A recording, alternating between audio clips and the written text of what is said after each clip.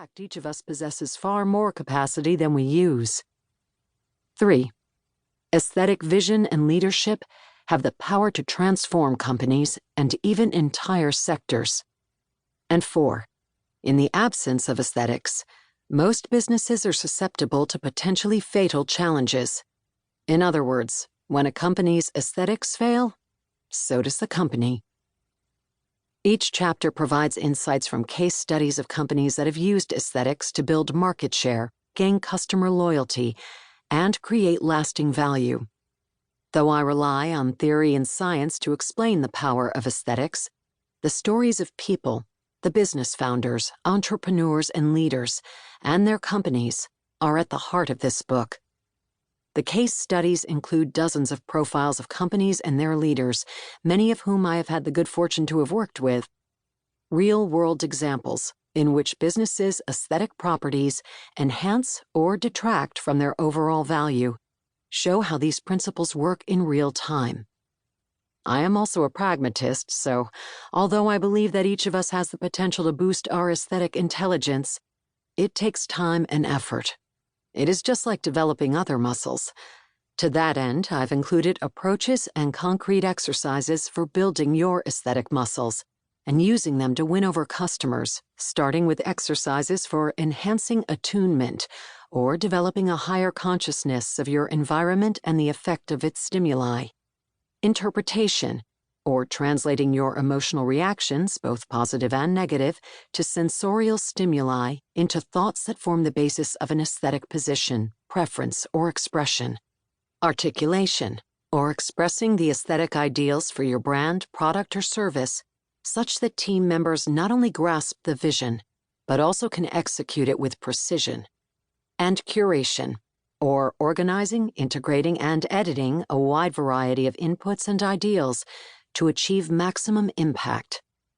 When it comes to aesthetics, editorial command is all important. As Coco Chanel said, elegance is refusal.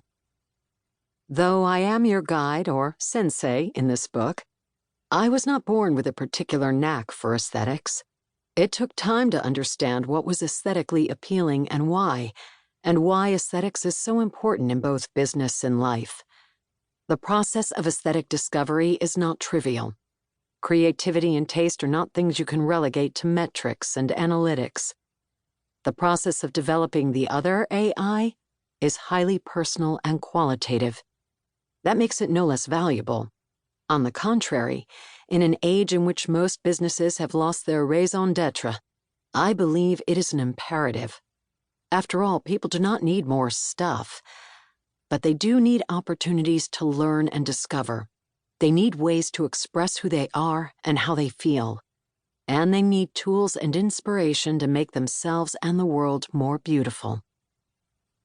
A pivotal moment in my own aesthetic evolution happened in 1976, when I was 10 years old.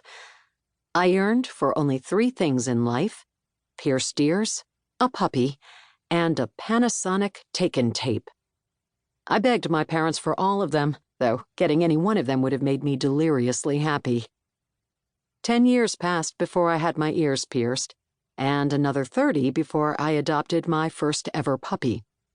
But for Hanukkah of that bicentennial year, my parents gave me that coveted cassette recorder in electric blue. The take-in tape had an auratic power over me, with its lightweight yet sturdy design, its groovy curved edges, the shiny glossy finish on the paint, the star-like speaker grooves in the upper right corner. Its bold, cheerful color coordinated well with my beloved and oft-worn polyester Adidas tracksuit.